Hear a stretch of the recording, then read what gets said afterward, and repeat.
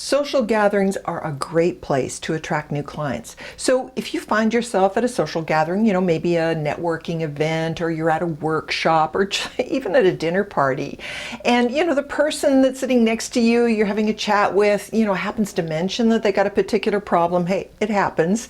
You want to pay attention because they might be ready to become your next client.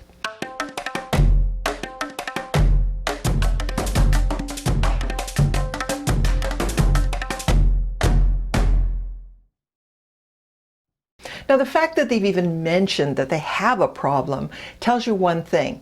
They're interested in what you do and whether or not you can help them. They may not tell you this, but secretly they're just wondering. They're thinking to themselves, are you the answer I've been looking for? You definitely want to have a conversation with this person, but the purpose for having a conversation when you're at a social function is not to try to schedule that person in for a session. It's to get acquainted, get to know them a little bit.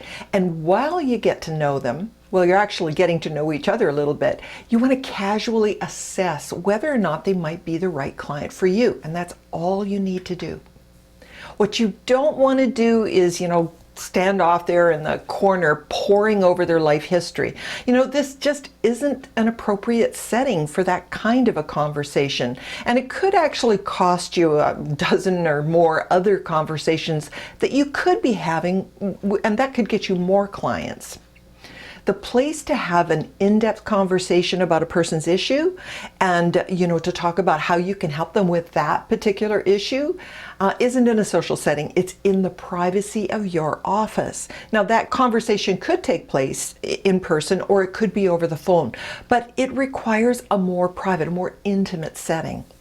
So, when you're in a social setting, the purpose of having a conversation is not to try to sell a person on your services. It's to get to know them a little bit better, to get acquainted and for you to assess. So if a person wants to share their problem with you, the only thing you need to know are the answers to two questions. First, is this a problem that can reasonably be addressed with hypnosis? Second, is this person the right fit for you? Now, if the problem they're dealing with is something that can reasonably be resolved using hypnosis, and you feel confident that you can help them with it, then the next step is to invite them to continue that conversation at a more appropriate time. And that's it. That's all you need to do. You have just successfully completed your preliminary assessment. Now, if that person is ready to have a more intimate conversation with you, then you have successfully attracted a potential new client. Good job. The next step is to qualify your client. And to do that, you need to make sure that you get the opportunity to have that deeper conversation with them. So don't leave things to chance. Don't just, hand them your card and then leave it up to them to call you. Chances are they won't. Life happens. People get busy. They get distracted. And, there's a good possibility they're going to forget about you. Now, it's not personal. You just need to be the one to take charge of the situation. It's your business, and it's up to you to make sure that you get that conversation. And the easiest way to do that is to simply ask. Ask the person, is it okay if I call you? Don't leave it up to them. Take charge, and you won't be waiting around for the phone to ring. Now, once you have their phone number and you have their permission to call them, find out when would be a convenient time to make that call. If possible, schedule the call. Make an appointment to have that initial conversation. And let the person know what's going to happen when you have a more in-depth conversation with them. Give them a heads up.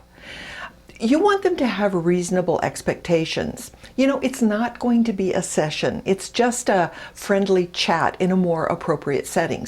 And the purpose of that conversation is so you can learn more about the problem that they're dealing with. So what's going to happen is you're going to listen to their problem. You're going to evaluate whether or not you might be the best choice for them. And you're going to share a little bit about what you do and how you can help. Then they can decide whether or not they're ready to proceed with you. And that's it.